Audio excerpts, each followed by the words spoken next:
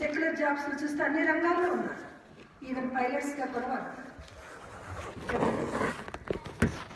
సెక్యులర్గా మీరు అన్ని రంగాల్లో ఉన్నప్పుడు స్పిరిచువల్గా ఎన్నో థౌజండ్స్ ఆఫ్ ఇయర్స్ ఎగో స్త్రీలు ఉన్నారు. బైబిల్ గ్రంథమే మనకు గొప్ప దృష్టాంతం. అదే మనకు గ్రేట్ విట్నెస్. కీర్తనకారుడు రాస్తున్నారు, స్త్రీలు గొప్ప సైన్యముగా ఉన్నారు. ఈ దినాల్లో చూడండి, దేవుడు ఇండియా దేశంలో ఎంతమంది స్త్రీలను లేపుతూ ఉన్నారు. అలాగే ఇక్కడ కూడా మనం చూస్తున్నాం, స్త్రీల పాస్టర్స్ ఉన్నారు. నేను లండన్ దేశానికి వెళ్ళినప్పుడు అక్కడ ఒక స్త్రీ ఉన్నారు, ఆవిడే చర్చ మొత్తం నడిపిస్తాను. భర్త ఆయన కాల్ లేదు, కానీ ఆయన పరిచయం చేస్తారు సంఘంలో. తను అక్కడ డిగ్రీ చేసి రెవరెంట్ ఆర్డినేషన్ తీసుకొని స్టడీస్ పూర్తి చేసి చర్చికి ఒక పాస్టర్గా పనిచేస్తారు. వారు నన్ను లండన్ దేశంలో ఆహ్వానించినప్పుడు నేను వెళ్ళాను. చాలా సంతోషమైంది నాకు. ఒక స్త్రీ చక్కగా సంఘాన్ని నడిపిస్తూ ప్రభు బలమిస్తూ బాప్తిసాలు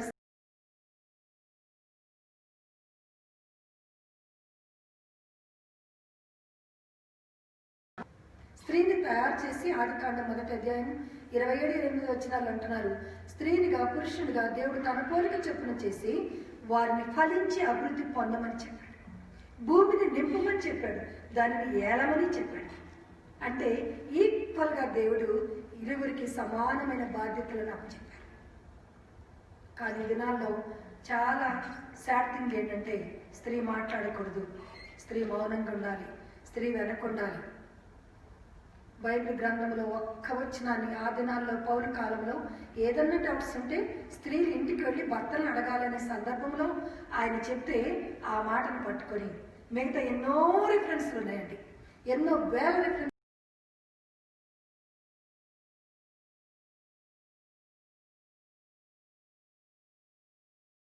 సహాయం అంటున్నాడు. ఆదికాండం 2వ అధ్యాయం 18 వచనంలో ఆదాంతో దేవుడు అంటున్నాడు, సాటి అయిన సహాయం సరి అయిన సహాయంగా స్త్రీని దేవుడిచ్చారు. కనుక స్త్రీలు ప్రకటించే సైన్యముగా లేచినప్పుడే ఇండియా దేశంలో 1992వ సంవత్సరంలో డేజీ ఆస్బండ్ గారు, మన అమెరికా నుండి డేజీ ఆస్బండ్ గారు ఇద్దరు వచ్చారు.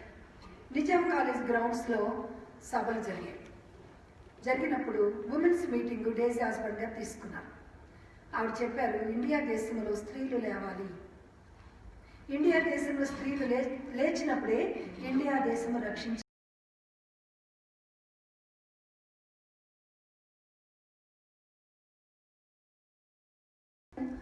పరిచయం చేస్తూ యేసుతో పాటు సాగిపోయింది.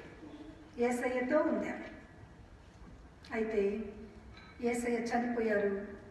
యేసయ్య చనిపోయినప్పుడు శుక్రవారం దినమున శిలువ మీద నుండి ఆయన శవమును దించి సమాధిలో పాతి పెట్టే వరకు మరియతో పాటు మరొక 3 స్త్రీలు, భక్తుడైన యోహాను, యేసయ్య ప్రియశిష్యుడైన యోహాను, వీరు 5 మాత్రమే యేసయ్య శిలువ దగ్గరగా నిలబడి ఆ దృశ్యాన్నంతా చూస్తూ ఆయన దించి సమాధి దగ్గరికి తీసుకెళ్ళి అక్కడ ఆయన సమాధి చేసే వరకు వారు అక్కడ ఉండి అడ్రస్ చూసుకుని వచ్చారు. వారిలో మగ్దలేని మరియ యేసయ్యను చాలా ప్రేమించింది. ఎంత ప్రేమించిందంటే ఆమె నివసించే పట్టణానికి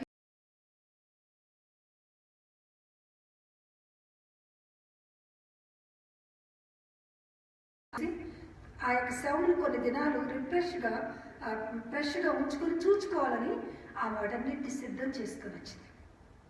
వచ్చేసరికి అక్కడ యేసయ్య లేరు. గొప్ప డిసప్పాయింట్మెంట్లో ఉంది. అక్కడే నిలబడి ఏడుస్తూ ఉంది. కనపడ్డ వాళ్ళందరినీ అడుగుతూ ఉంది. కొంతసేపు చూసి వెంటనే పరిగెత్తుకుని మరలా ఊరిలోనికి వెళ్ళిపోయి పేతురు యోహానును పిలుచుకొని వచ్చింది. నేను ఎవరు ఎత్తుకుని పోయాడో నాకు తెలియదు, మీరు రండి అన్నప్పుడు వారిద్దరు పరిగెత్తుకొని వచ్చారు. 3 మైళ్ళ ముందు వచ్చింది, 3 మైళ్ళ ఊళ్ళోకి వెళ్ళింది, మరలా 3 మైళ్ళు నడిచి వారితో సమాధి వద్దకు వచ్చింది. అంటే 9 మైళ్ళు నడిచింది. పేతురు యోహానును చూసి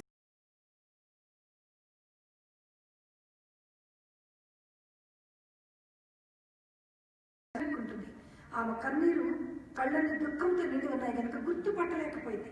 వేదనలో ఉంది కనుక ఆ కన్నీటితో నా కనులతో యేసయ్య రూపాన్ని గుర్తుపట్టలేకపోయింది. యేసయ్యని పట్టుకొని అడుగుతుంది, నువ్వు నా యేసుని ఎత్తుకొని పోతే చెప్పు, నేను ఆయన తీసుకొని వెళ్తాను. యేసయ్య అక్కడే నిలబడి చూస్తున్నారు. ఇంకా ఏమైనా ఈ వంటదేమో చూద్దామని చూస్తా ఉన్నారు.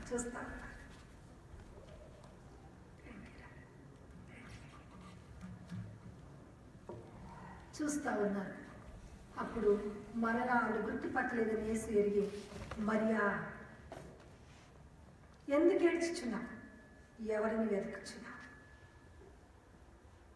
అమ్మా ఎందుకు ఏడ్చుచున్నావు, ఎవరిని వెతుకుచున్నావు?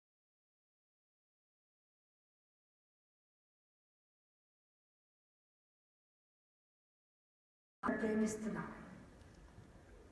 నేను లేచానని నీవు వెళ్ళి మొదట శిష్యులకు, తర్వాత అందరికీ ఈ పునరుద్ధాన సువార్తను ప్రకటించు.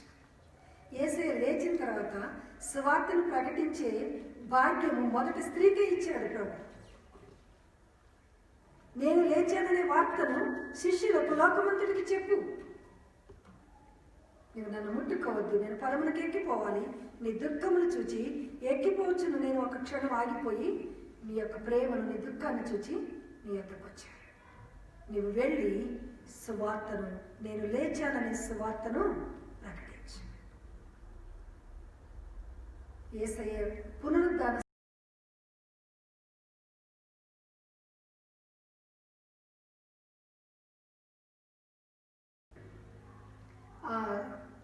సర్వెంట్గా ఆమె మినిస్ట్రీ చేసింది చర్చిలో. ఆ దినాల్లోని స్త్రీలు ప్రభు పరిచర్యలో ఉన్నారు. ఈ దినాల్లో మనం ఇంకా బలంగా ముందుకు సాగవలసిన వారు కనుక ప్రకటించే స్త్రీలుగా మనం ఉండాలి. మొదటిగా ప్రకటించింది ఎవరు? మగ్దలేనే మరియ. అలాగే యోహాను సువార్త 4వ అధ్యాయంలో చూస్తే సమరయ స్త్రీ ఆమె ఏం చేసింది? యాకోబు బావి యొద్దకు యేసయ్య కేవలం ఆమె కొరకే వచ్చారు. చాలా దూరము ప్రయాణం చేసి ఆ ఒక్క స్త్రీని రక్షించడానికి యేసయ్య తన శిష్యులతో వచ్చారు. అలసిపోయారు. యాకోబు బావి దగ్గర కూర్చున్నారు.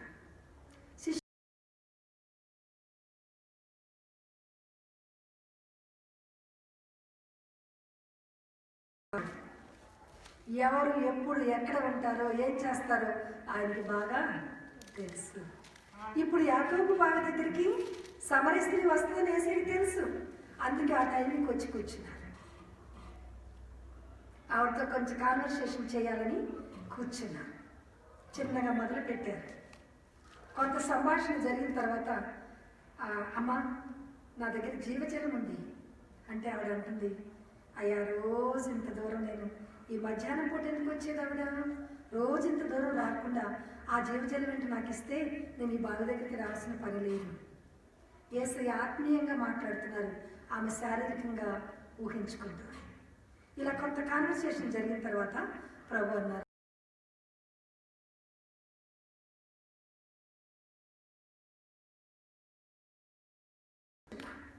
నా జీవితాన్నంతా నువ్వు చెప్పావంటే తప్పకుండా నువ్వు ఒక ప్రవక్తవై ఉండాలి. అప్పటికి మెసేజ్ గుర్తుపట్టలేదండి, ఒక ప్రవక్త అనుకుంటుంది. ఇంకా కాన్వర్సేషన్ సాగింది. అప్పుడు అంటుంది, నువ్వు మెసేజ్ అని నేను ఇప్పుడు గుర్తుపట్టాను. వెంటనే ఆ కడవ అక్కడ పడేసింది, ఊర్లోనికి వెళ్ళిపోయింది. ఏం చేసిందో మనకు తెలియదు, ఎంతమంది కాళ్ళు పట్టుకుందో, ఎంతమందిని బతిమాలిందో తెలియదు. కానీ ఊరును యేసయ్య దగ్గరికి తీసుకుని వచ్చింది. ఊరును యేసయ్య దగ్గరికి తీసుకుని వచ్చింది. నా సంగతులన్నీ చెప్పిన వాడిని మీకు చూపిస్తాను రండి, నా జీవితాన్ని అంతా చెప్పిన వాడిని మీకు చూపిస్తాను రండి, నా చరిత్ర అంతా చెప్పిన వాడిని మీకు చూపిస్తాను రండి అని యేసయ్య దగ్గరికి వాడిని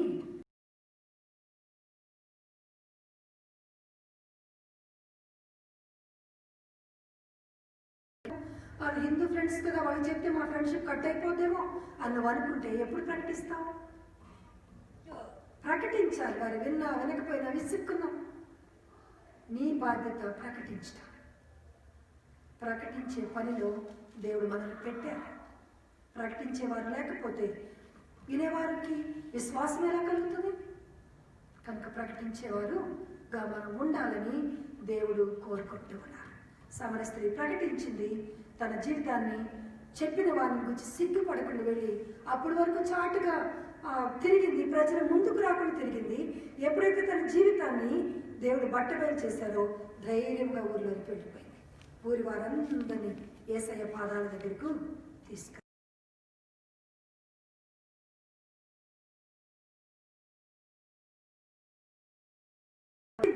ప్రకటించినప్పుడు నిందలు వస్తాయి, అవమానాలు వస్తాయి, ఏళలు కలుగుతాయి, కొన్నిసార్లు దెబ్బలు కూడా తినవలసి వస్తుంది. మా జీవితంలో మేము ఒకసారి హిమాయత్ నగర్లో సువార్తలు ప్రకటిస్తుంటే 400 మంది వచ్చి మేము చుట్టేశారు. మీ చర్చిలో చెప్పుకో, 4 గోడల మధ్య చెప్పుకో, ఇట్లా రోడ్ల మీద కాదన్నారు. నేను ఇంకో చంద్రకళని ఒక మా ఇద్దరమే ఉన్నాం అక్కడ. మా చుట్టూ ఊగేశారు 400 మంది. నా దగ్గర ఆమె కొంచెం ధైర్యంగా మాట్లాడుతుంది. నేను చెప్పాను, మనం అలా మాట్లాడదు, మనం సాఫ్ట్గా మాట్లాడదాం. ప్రభు కూడా ఎంతో పాము వల్ల వివేకమును పావురు వల్ల నిష్కలంకంగా ఉండమన్నారు కదా, మనం వారితో వాదించకూడదు అని చెప్పి సాఫ్ట్గా సమాధానం చెప్పి మేము అక్కడ నుండి వెళ్ళిపోయాం.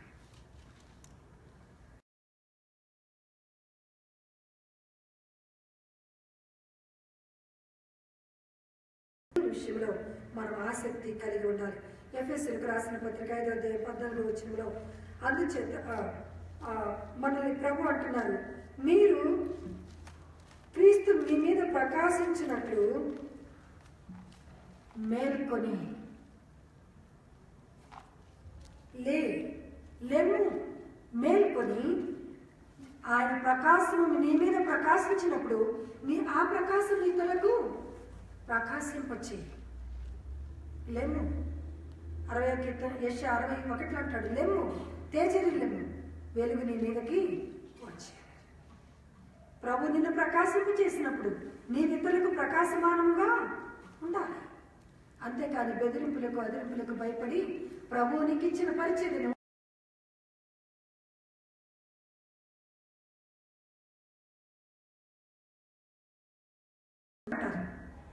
వీళ్ళది మ్యూజిక్ మినిస్ట్రీ, ఫ్యామిలీ మొత్తం మ్యూజిక్లో ఉన్నారంట.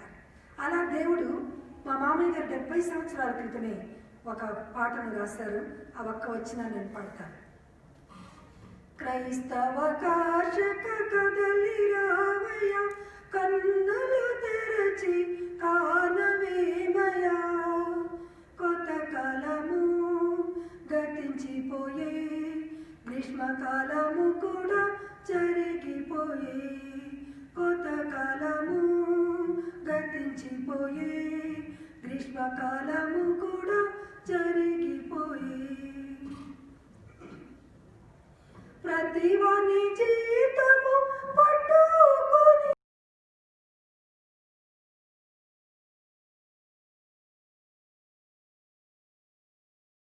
పోయే, గ్రీష్మకాలము కూడా జరిగిపోయే. మనం చేసే ప్రతి పనికి ప్రభు జీతం పట్టుకొని వస్తున్నాడు. అది మంచి అయినా చెడైనా, మనం మంచి చేస్తే మంచి జీతాన్ని ప్రభు పట్టుకొస్తున్నారు, చెడు చేస్తే చెడు జీతాన్ని పట్టుకొస్తున్నారు. మంచి చేసిన వాళ్ళు మంచి చేస్తున్నప్పుడు అనేకమైన శ్రమలు అనుభవిస్తారు. అయితే వారి కన్నీరును ఆయన తుడిచి ఆనంద బాష్పాలను వారికి ఇస్తారు పరలోకంలో. కనుక సువార్తను మనం ప్రకటించేటప్పుడు అనేకమైన నిందలు, అవమానములు, శోధనలు, మన మీద అనేకమైన పుకారులు, మన పేరు చెడగొట్టడానికి దుష్టుడు కొంతమంది లేపుతాడు. వారి బెదిరింపులకు మీరు బెదిరిపోవద్దు.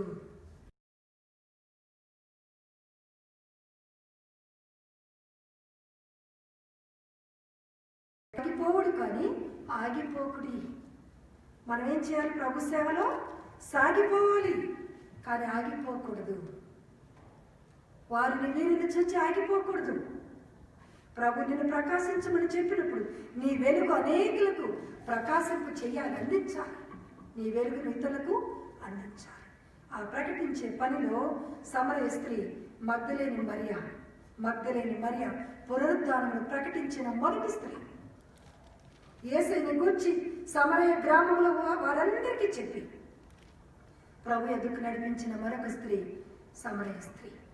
కనుక ప్రకటించే ఆ గుంపులో, ప్రకటించే వారిలో మనం ఉండాలని దేవుడు కోరుతూ ఉన్నాడు. ఇంకొక మాట చెప్తాను. సామెతలు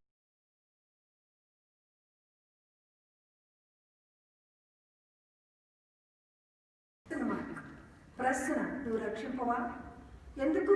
నువ్వు రక్షించబడ్డావు కదా, కనుక నువ్వు ఇతరులను రక్షించాలి. నువ్వు ఇతరులను రక్షించాలి, ఇతరులను రక్షించాలి.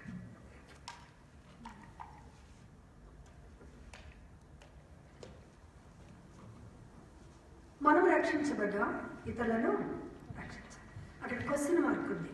జ్ఞానైన సొలొమోనుతో దేవుడు సామెతల గ్రంథాన్ని రాయించారు. ఆయన అంటున్నారు, పాతాళంలో జోగుచున్న వారిని నువ్వు రక్షింపవా? ఒకళ్ళని చూచి చూడనట్టు ఊరుకుంటే నేను నిన్ను ప్రశ్నిస్తాను. నాకు సంబంధం లేదు అని నువ్వు ఊరుకుంటే ప్రభు మనల్ని ఒక దినం లెక్క అడగబోతూ ఉన్నారు.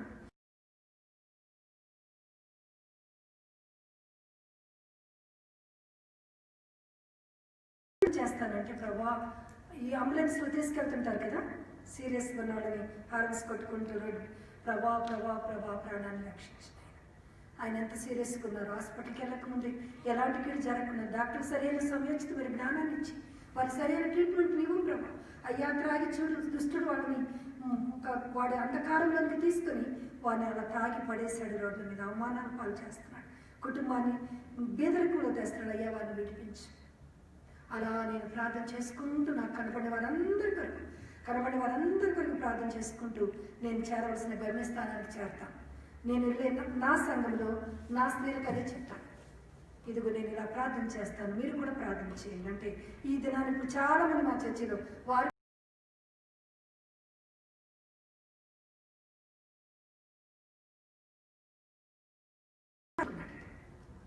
చాలా మంది మనకెందుకులే అనుకుంటాం. ఈ జ్ఞాపన ప్రార్థన గొప్ప శక్తి ఉందండి. ఈ జ్ఞాపన ప్రార్థన గొప్ప బలం ఉంది. మనం ఇతరుల కొరకు ప్రార్థన చేయాలి. మన ఇంటి ప్రక్కన చుట్టుప్రక్కల అన్ని కొరకు మనం ప్రార్థన చేయాలి. నశించిపోతున్న కోట్ల కొలది ప్రజల కొరకు మనం ప్రార్థన చేయాలి. ఎప్పుడైతే ఇతరుల కొరకు జ్ఞాపన చేస్తావో నీకు దేవుడు రెండంతల దీవెనలు ఇస్తాడు. నీ బిడ్డలందరినీ దేవుడు రక్షిస్తాడు. నీ బిడ్డలందరినీ దేవుడు ఒక ఉన్నతమైన స్థానంలో నిలబెడతాడు. రెండంతల ఆశీర్వాదం ఇతరుల కొరకు మనం ప్రార్థన చేసినప్పుడు కలుగుతుంది. ఇంకా చూద్దామండి, సామెతల గ్రంథం 24వ అధ్యాయము 12వ వచనం ఇంకా చాలా క్లియర్గా ఉంది. ఈ సంగతి మాకు తెలియదని నీవు అనుకొనిన ఎడల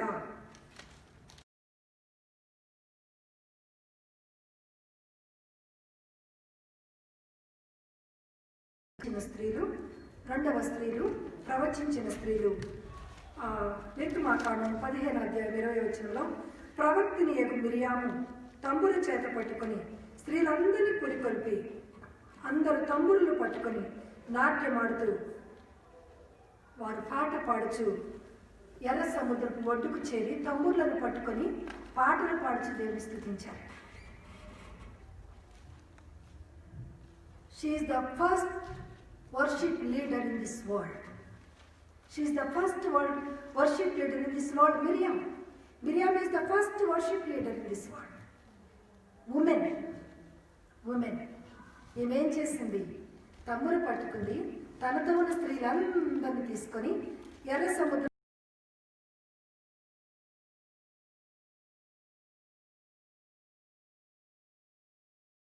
స్త్రీ మోషే అహరోనులతో పాటు సమానంగా మిరియాం సేవ చేసింది. మీకా గ్రంథంలో మనం చూస్తాం, మోషే, అహరోను, మిరియాము ముగ్గురు దేవుని పనిని చేశారు. ఈక్వల్గా వ్రాయబడింది. వారిరువురు అన్నదమ్ములతో పాటు మిరియాము పేరు ఎక్కడ ఉంది? మీరు చూడండి, మీకా గ్రంథం 7వ అధ్యాయం అనుకుంటాను 14వ వచనంలో అక్కడ క్లియర్గా వ్రాయబడి ఉంటుంది, మోషే అహరోనులతో పాటు మిరియాము ఇశ్రాయేలు ప్రజలను నడిపించాను. మరి అక్కడేం లేదే తేడా? సమానంగా ఉన్నారే. ఇశ్రాయేలు ప్రజలు నడిపించడంలో దేవుడు మొదట మోషేనే ఎన్నుకున్నాడు. మోషే అహరోను ఎన్నుకున్నాడు. నేను అతివాడిని ప్రభు అంటే దేవుడు అన్నాడు, అహరోను తీసుకోని రిప్రజెంటేటివ్గా అన్నాడు.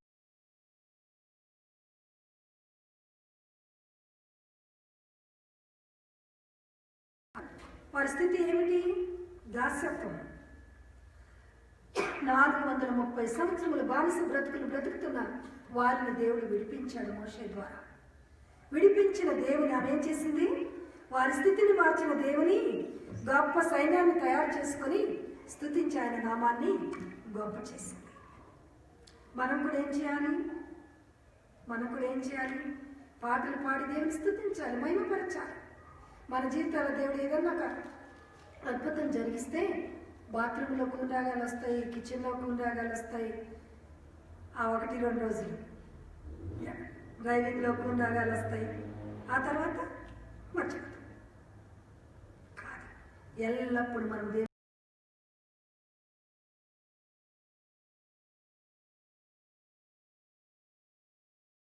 ప్రజలు ఇచ్చేవారు, వారికే ధర్మశాస్త్రాన్ని బోధించేవారు, వారే నడిపించేవారు. అయితే ఆ దినాలలో ఇశ్రాయేలులకు ఒక తల్లిగా దేవుడు దెబోరాను నిలబెట్టాడు. మరి ఆమె స్త్రీయేగా. ఇశ్రాయేలులకు ఆమె రాణి, ఇశ్రాయేలులకు ఆమె తల్లి. ఇశ్రాయేలీలందరూ కూడా ఆమె సరళ వృక్షం కింద కూర్చొని అందరికీ ఆమె న్యాయం తీరుస్తూ వచ్చింది, ధర్మశాస్త్రాన్ని బోధిస్తూ వచ్చింది. ఒక రాజుగా, ఒక రాణిగా ఆమె పనిచేసింది. ఆ సమయంలో సిసెరా అనే ఆ సైన్యాధిపతి 900 రథములతో ఇశ్రాయేలీయుల మీదకి యుద్ధానికి వచ్చినప్పుడు ధైర్యంగా బారాకును బలపరిచింది.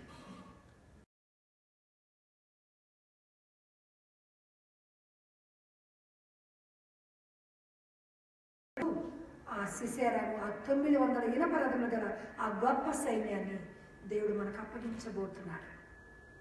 ప్రవచించింది, ఇశ్రాయేలు ప్రజలను పురికొల్పింది, బారాకును బలపరిచింది, బారాకును ధైర్యపరిచింది, ఇశ్రాయేలు పక్షమున ఆమె విజ్ఞాపన చేసింది, జయమును తీసుకొని వచ్చింది. ఎప్పుడైతే ఎత్తైన కొండపైకి మనం వెళ్తామో, ఎప్పుడైతే ఉన్నతమైన శిఖరానికి ఎక్కుతామో, ఎప్పుడైతే ప్రార్థన అనే కొండకి మనం వెళ్తామో, మన జీవితాల్లో దేవుడు జయాన్ని అనుగ్రహిస్తాడు. ఈ తాబోరు కొండ ప్రార్థనకు గుర్తు, ఎత్తైన కొండ ప్రార్థనకు గుర్తు. నువ్వు ఎప్పుడైతే ప్రభు దగ్గరికి వెళ్తావో, ఆయన పాదాలు పట్టుకుంటావో, నీ జీవితంలో నా అపజయాలన్నింటినీ జయాలుగా దేవుడు మార్చివేస్తాడు.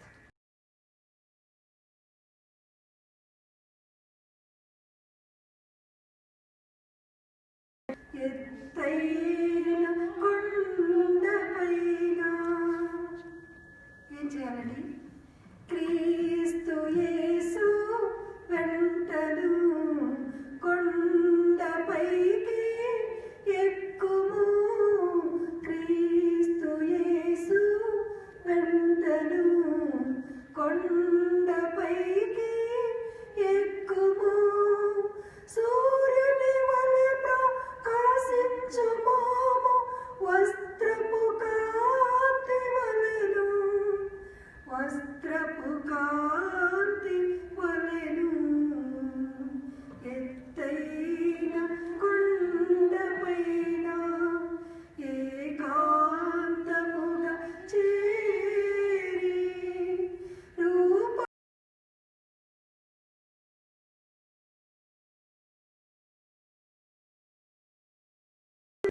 చూడండి, శత్రువును దేవుడు ఎంత ఈజీగా వారికి అప్పచెప్పాడంటే, కారణం సీక్రెట్ ఏంటంటే వారు ఆ కొండపైన దేవునితో గడిపారు. ఎవరైతే పర్వతంలాగా కొండలాంటి శ్రమలు మన ముందు ఉన్నాయో, మనకు అడ్డు పంటలుగా ఉన్నాయో, వాటిని తొలగించుకోవాలి అంటే మనం యేసయ్య దగ్గరికి వెళ్ళాలి, ఆయనతో గడపాలి. అప్పుడే మన పర్వతాలను, మన కొండలను, మన అడ్డు పంటలను దేవుడు పిండిగా, చదును భూమిగా మార్చేస్తాడు. చూడండి, యుద్ధం చేయకుండానే అతడు రథమును దిగి పారిపోయాడు. ఆ దినాల్లో స్త్రీలు ఇశ్రాయేలును పరిపాలించారు. స్త్రీలు తంబురు పట్టుకొని స్త్రీలను నడిపించారు.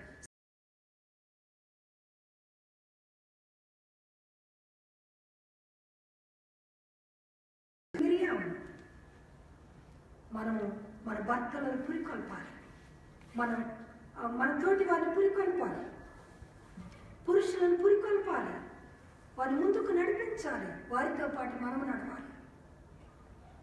అప్పుడే దేవుని నామానికి నీ కుటుంబం ద్వారా మహిమ కలుగుతుంది. మూడవది,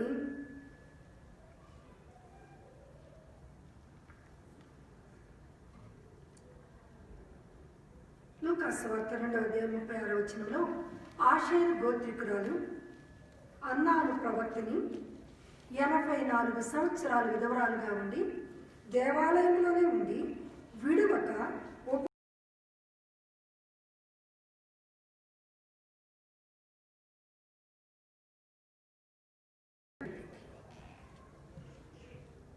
అందుకే ఆమె యేసయ్య పుట్టినప్పుడు యేసయ్యను చూడగలిగింది. ఎవ్వరికి లేదండి అర్థం. ఎంతో మంది యేసయ్య పుడతారని తెలిసి ఓల్డ్ టెస్టిమెంట్లో యేసయ్య పుట్టుక కొరకు ఎన్నో ప్రవచనాలు ఉన్నాయి. చూడాలని అందరూ ఆశించారు, చూడలేకపోయారు. కానీ సిమియోన్ అనే భక్తుడు, హన్నా అనే ఈ ప్రవక్తని వీరు మాత్రమే యేసయ్యను కనులారా చూచారట. శిశువుగా 8వ దినమున యేసయ్యను మరియు యోసేపులు ప్రతిష్ఠ చేయడానికి దేవాలయం తీసుకుని వస్తే అదే దేవాలయంలో ఉంది అన్న. 84 సంవత్సరాలు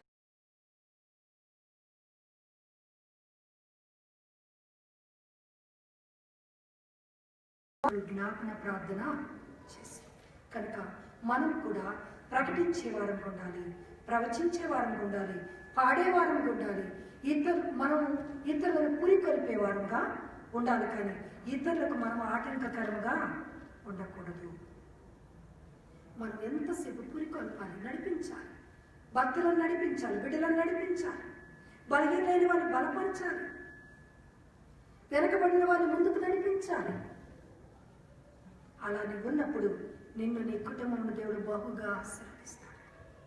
మా జీవితంలో మా చిన్న బిడ్డలను 7 బిడ్డలను విడిచిపెట్టి పల్లెలు, పట్టణాలు, గ్రామాలు మా మమ్మీ మీద వేసేసి 3 దినాలు 4 దినాలు వెళ్ళిపోయేవారు నేను, నా భర్త.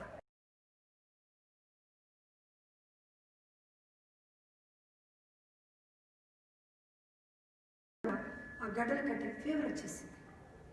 అలా బిడ్డలను లెక్క చేయకుండా, అంటే చూడొద్దా, మీకు శ్రద్ధ లేదా, మీరు తల్లి కాదా, అలా చూడకుండా ఉంటారని మీరు అనొచ్చు. కాదు, ప్రభు పనిలో మేము వెళ్ళినప్పుడు ప్రభు నా బిడ్డలను అద్భుతంగా ఎదిగింపు చేశారు. నా కళ్ళ ముందు నేనే నా బిడ్డలు ఎప్పుడు ఇంత త్వరగా పెరిగారు అని ఆశ్చర్యం కలిగేంత రీతిలో దేవుడు పెంచాడు. అంతేకాదు, బిడ్డలందరినీ దేవుడు దీవించాడు. మనం ఆయన పని చేస్తే మన పనిని ఆయన చేస్తాడు. హల్లెలూయా, హల్లెలూయా, హల్లెలూయా. ప్రభు కొరకు మనం సాగినప్పుడు మన భారాలు, మన దుఃఖం, మన శ్రమ, మన బిడ్డల భవిష్యత్తు ఏంటో అని భయపడుకుంటూ ఇంట్లో కూర్చోటం కాదు. ప్రభు పనిలో నువ్వు సాగిపో, నీ బిడ్డల భవిష్యత్తును దేవుడే తీర్చిదిద్దుతాడు.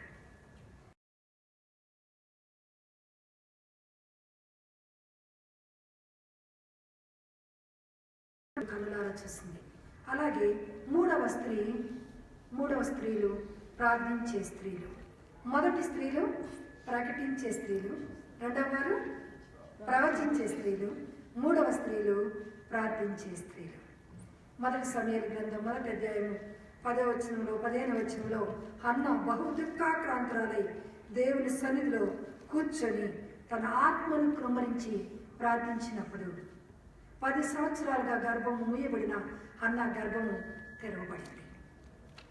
మనము ప్రేయింగ్ ఉమెన్గా ఉండాలి. ప్రేయింగ్ ఉమెన్గా ఉన్నప్పుడు మన జీవితాల అద్భుతాలను మనం చూస్తాం. ఆమె దేవుని సన్నిధిలో భర్త ఉచ్చగిస్తూ వచ్చాడు 10 ఏళ్ళు.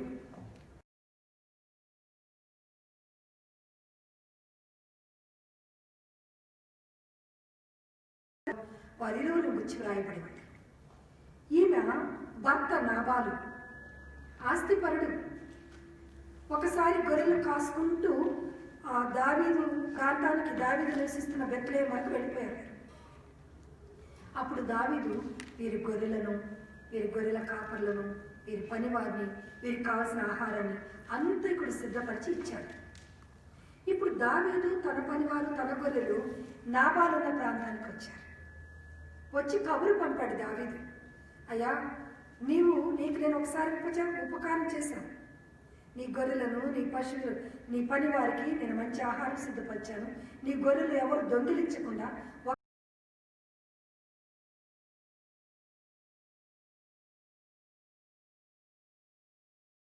పర్వాలేదు, కానీ కీడు మాత్రము చేయొద్దు. మేలు చేశాడు దావీదు, కానీ నాబాలు అతనికి మేలు చేయలేదు. సరే కదా, భయంకరంగా మాట్లాడుతున్నాడు. ఈ వార్త దావీదుకి తెలిసిపోయింది. వెంటనే రౌద్రుడైపోయి 400 మందిని పట్టుకొని అతన్ని, అతని వంశాన్ని, ఆ పట్టణంలో పురుషులనే వారిని లేకుండా నేను నిర్మూలం చేస్తాను అని బయలుదేరాడు. ఈ వార్త నాబాలు పనివారు అబీగైలుకి చెప్పారంటే, అబీగైలు పనివారు చెప్పారు. ఆవిడ ఎంత తెలివిగల స్త్రీ అంటే 17వ వచనంలో చూస్తాము. మొదటి సమూయేలు 25:15లో ఆ అందమైన స్త్రీ, సుబుద్ధి కలిగిన స్త్రీ, జ్ఞానవంతురాలు,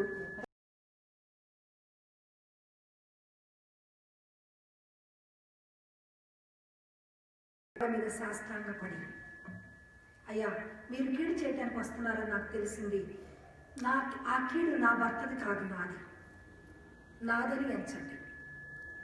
నా భర్తకు ప్రాణభిక్ష పెట్టండి అని అడగటానికి వెళ్తున్నాను. నా భర్తది కాదు, అది నాది. నా తప్పని ఎంచండి.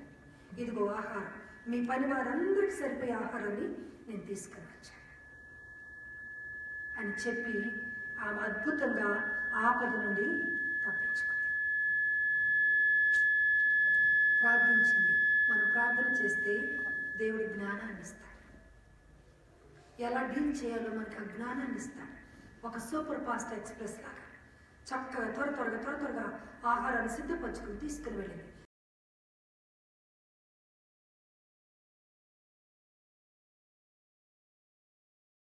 మనం ఉంటే అనేక అద్భుతమైన జ్ఞానాన్ని ప్రభు మనకిస్తాడు. తను చూడండి, కీడు వస్తుందని తెలిసి కూర్చొని అడగలేదు. వెళ్ళి భర్త మీద ఫైటింగ్ చేయలేదు. నువ్వెందుకు అలా చేసావు, ఇలా మాట్లాడావు, నీకు అసలు తెలివి లేదా, అది లేదా, ఇది లేదా అనలేదు. ఏమంది? ఏమీ మాట్లాడలేదు. భర్తతో మాట్లాడలేదు, ఎవరితో మాట్లాడలేదు. చక్కగా సిద్ధం చేసుకుంది, వెళ్ళిపోయింది. కోపమును చల్లార్చింది. జ్ఞానవంతురాలు తన ఇల్లును కట్టిన. జ్ఞానంతో స్త్రీలు నడుచుకున్నప్పుడు ఆ కుటుంబాలు దీవించబడతాయి. తన భర్తకు వచ్చే మరణమును తప్పించింది. తన భర్త తప్పును తనపైన వేసుకొని ఇది నా తప్పుగా ఎంచు అంటుంది.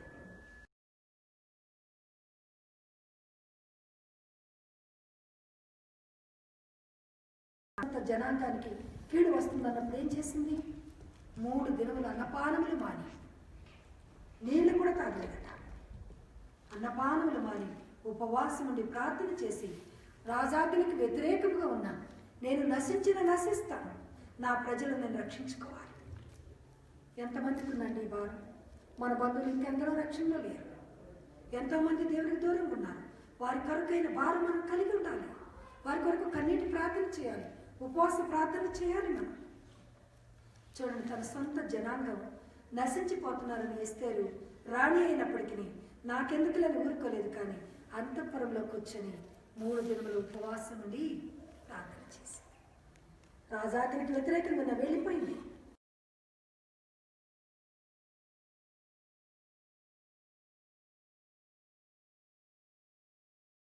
నా కోరిక ఏమీ లేదండి, మీరు మా ఇంటికి భోజనానికి వస్తే చాలండి అని.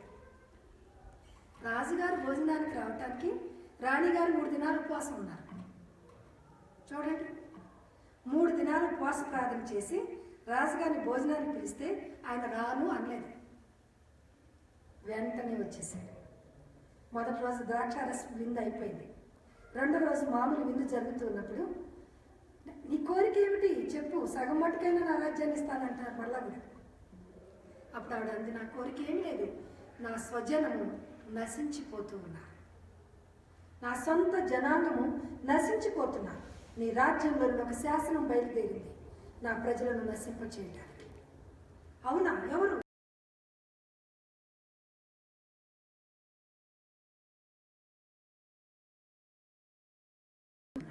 ఎస్తేరు మంచం మీద ఉన్నాడు. ఏమిటి ఇంత దుర్మార్గుడా వీడు, నా కళ్ళ ముందే రాణిని బలవంతం చేస్తున్నాడా, ఎక్కడా అనగానే భటులు వచ్చేసారు, అతను బంధించారు. అప్పుడు చెప్తున్నారు ఒకళ్ళు, అయ్యా మొదటిని విరితీయటానికి ఆయన ఇంట్లోనే 50 అడుగుల శిలువను పాతి పెట్టించాడు ఈయన. అయితే అదే శిలువ మీద ఇతన్ని ఉరితీయండి. చూడండి, కీర్తన గ్రంథం 7వ అధ్యాయం 15వ వచనం అంటాడు, తాను తవ్విన గోతిలో తానే పడిపోయాను, తాను తలంచిన చేటు తన నెత్తి మీదకే వచ్చాను. ఎవరైతే గోతి తవ్వుతారో వారే పడిపోతారు ఏదో ఒక దినాన. చూడండి, మోతక యూదుడు భక్తిపరుడు అతనికి కీడు చేయాలని చూశాడు.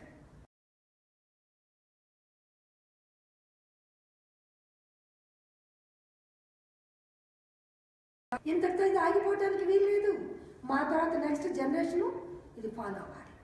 మాకు ఇది విడుదల సంవత్సరం, విడుదల దినం కనుక మా వంశములని తరతరములు పండుగ జరుపుకోవాలని ఆమె విడుదల రక్షించినందుకు సంతోషించడమే కాకుండా కూర్చొని రాజ్యాంగంలో రాయించిందట. ప్రతి సంవత్సరం పూరీం అనే పండుగ జరపాలి, నెక్స్ట్ జనరేషన్ కూడా ఇది జరుపుకోవాలి. చూడండి ఆమె పట్టుదల, ఆమె సొంత జనాంగం ఎలా అనుకున్న ఆసక్తి, వారు రక్షించబడాలనే కోరిక, తన ప్రజలు తరతరాలుగా ఈ పండుగ జరుపుకోవాలనే ఆశ ఆమెలో ఎంతగా మనకు కనబడుతుంది. మనం ప్రార్థించే తల్లులుగా ఉంటే మన జీవితాల్లో, మన బిడ్డల జీవితాల్లో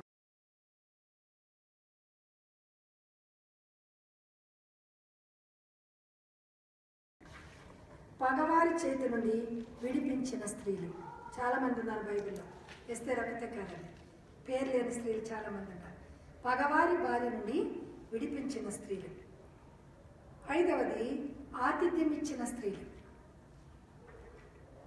6వది భక్తి పరులైన స్త్రీలు. 7వది విస్తారమైన పని కలిగిన స్త్రీలు.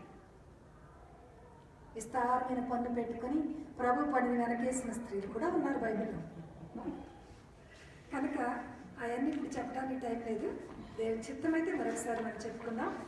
ఈ 3 క్వాలిటీస్ ఈ కొలరడ తెలుగు చర్చి వారికి, అలాగే కూడి వచ్చిన ప్రియ సహోదరులందరికీ దేవుడు అనుగ్రహించి ఆయన పనిలో, కుటుంబంలో మిమ్మల్ని దేవుడు ముందుకు నడిపించిన గాక. దేవుడి మాటలు దీవించిన గాక.